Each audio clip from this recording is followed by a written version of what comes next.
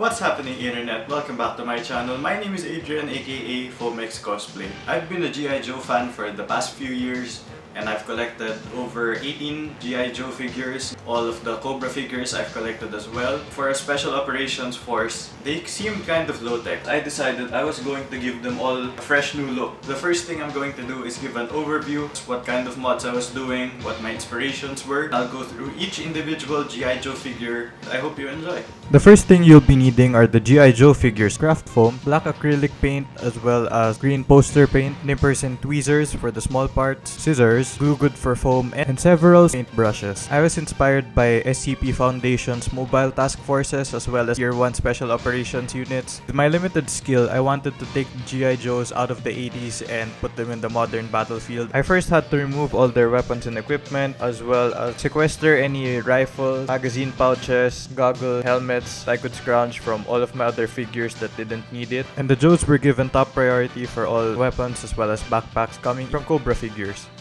Maybe I am the military-industrial complex. Once the base figures were left, I then cut all of the harnesses they were wearing, and the pouches were what I would glue later on to their vests. Same went for ammo belts and holsters. I then cut up several pieces of craft foam which would serve as the plate carriers for the Joes. That included shoulder straps as well as side cummerbunds, which I would then glue to the figures themselves. Once I glued down the vests, I then glued the pouches and ammo belts on their respective soldier, and at this point, the more tactical they looked, the better. A few years ago, I was happy with just giving them an awkward tiger stripe made with marker, but I decided now was a good time to finish the job and paint over all of the original stripes. With the figures all ready for painting, I then went over each of them with poster green or acrylic black depending on which figure, and I'll go through the details of each figure now. First are the characters that appeared in the movies, namely Duke, Roadblock, Flint, Snake Eyes, and Ripcord. First up is Roadblock, who I didn't modify in any meaningful way. I just repainted Duke's gun and then gave it to him.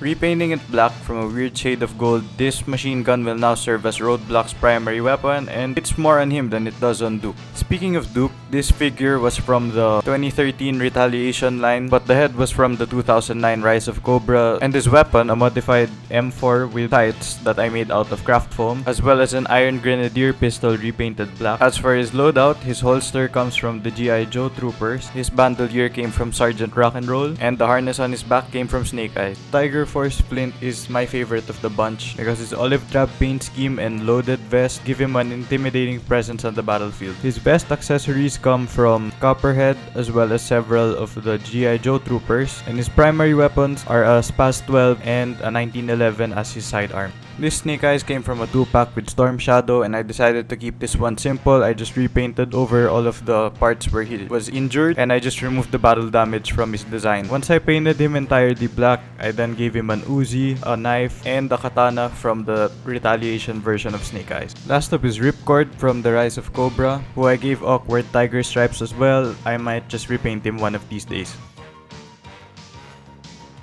Next up are the main characters, or those characters who don't appear in the movies but appear in other media. First up is Deep Six, whose silver paint job I merely replaced with black. Aside from that and giving him an Uzi, not much to do here. Fellow Navy man Shipwreck got the similar treatment. I just painted his shirt black, gave him a blue undershirt, and painted most of his life vest black as well, just to make it not look like a life vest. Then we have Wild Bill, the cowboy, whose design I kept relatively the same. All I did was repaint over the blue parts with green, and I kept some of the original colors like his belt buckle as well as his hat. Same thing for Matt, I let him keep all of his original accessories. I just repainted his equipment black and then everything else green. Junkyard stayed the same. Sergeant Airborne was an interesting one because I let him keep most of his equipment. All I did was cut it up, then attached it to his vest and his helmet as well. He just looked like an updated version of himself. The same went for Sergeant Rock'n'Roll. I reattached his bandoliers, some additional mag pouches from my Elite Force and Trooper figure, painted him green with some camo, and turned his helmet into a bump helmet. His main weapon is an M249 without stock. Last for this batch is Frostbite from the Build to Rule line, which is why he has Lego pegs on his arms and legs. It was a simple repaint, turning him from brown to green. His sidearm I got from a Mega Bloks figure.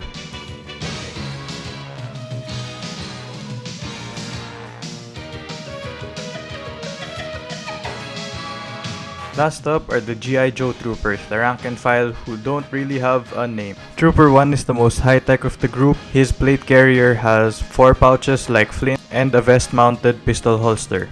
His uniform is all black. Trooper 2 meanwhile is the only one in the group wearing a green uniform, and he carries an AK, uses a Cobra dagger and Duke's backpack, and his plate carrier has a radio, 2 grenades, 2 pouches, and 1 ammo belt. Trooper 3, also wearing a black uniform, wears an admin pouch, canteen, and radio pouch on his vest, carries a revolver, and serves as a heavy gunner wearing a machine gun backpack and rock and rolls painted MG34. Last of all is Trooper 4, who wears ammo belts from Flint, Zartan's backpack, and Paraviper goggles. He carries a modified M16 as well as a Tech 9, and his uniform is all black. Here are some more shots of the Joes together.